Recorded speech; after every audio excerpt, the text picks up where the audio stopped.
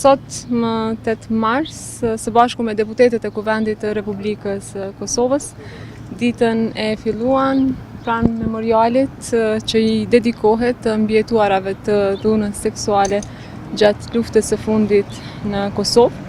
Çdo medaljon këtu përmban histori që rëndon në ndërgjegjen tonë kolektive.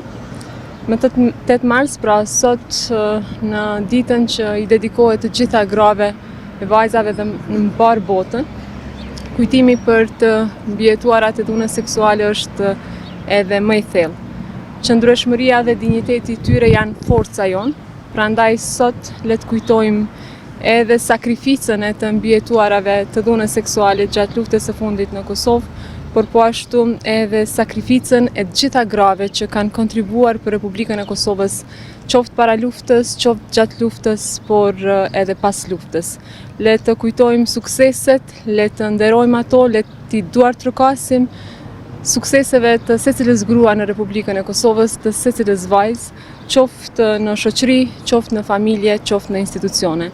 Le të përbashkohemi që në Republikën e Kosovës secila vajzë dhe secila grua të trajtohet me dinjitet. Si kryetare e Kuvendit do të angazhohem maksimalisht në këtë drejtim, prandaj ftoj të gjitha, sidomos gratë që janë në pozicione të rëndësishme, që rolin e tyre ta japin në shërbim të vajzave dhe grave në Republikën e Kosovës, në shërbim të qytetarëve të Republikës së Kosovës.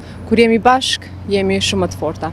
Unë mendoj që sot më 8 mars duhet flasim për të drejtat e grave, për problemet e tyre, për sfidat me të cilat ato ballafaqohen.